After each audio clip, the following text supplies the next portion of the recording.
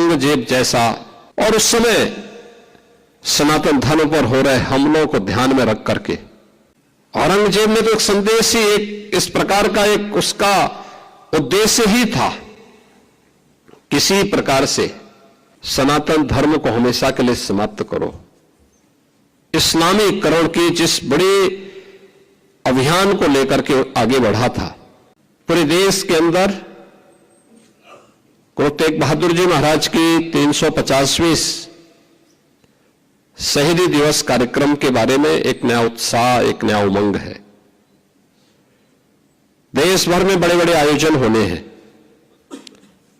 उत्तर प्रदेश में भी हमारी कमेटी इसके लिए कार्य कर रही है और 350वीं शहीदी दिवस कार्यक्रम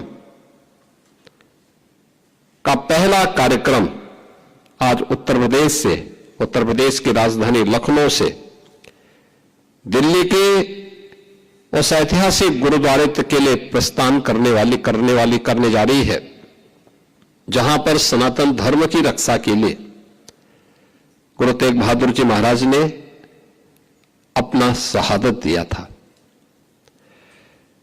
यानी 350 वर्षों के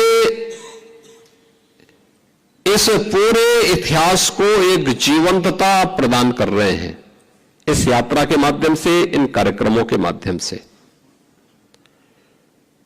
कैसा कालखंड रहा होगा जब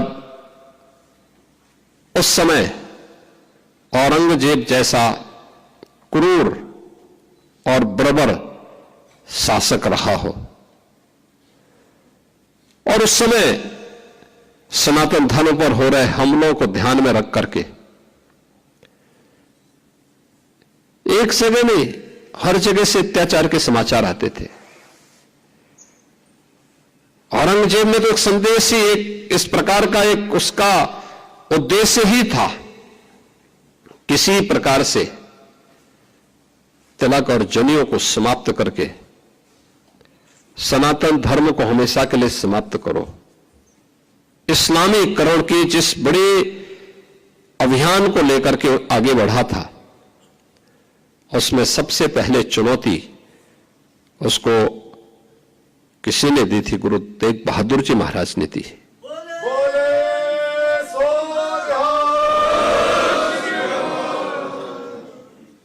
आप याद करिए कि गुरु तेग बहादुर जी महाराज ने उस चुनौती को स्वीकार किया और क्या क्या अत्याचार नहीं हुए। भाई सतीदास के साथ में, भाई मतीदास के साथ में, भाई दयाला जी के साथ में किस किस प्रकार का अत्याचार हुआ, किस क्रूरता की सारी सीमाओं को तोड़ करके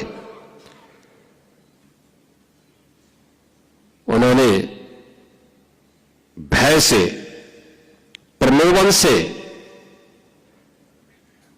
गुरु तेग बहादुर जी महाराज को इस्लाम स्वीकार करने के लिए दबाव बनाया, लेकिन वे अपने पद से कतई विचलित नहीं हुए। उन्होंने अपनी शहादत दी, लेकिन आने वाली पीढ़ी के लिए एक नई प्रेरणा भी दे दी। यही शहादत की परंपरा है जिस पर वर्तमान भारत की नींव खड़ी है।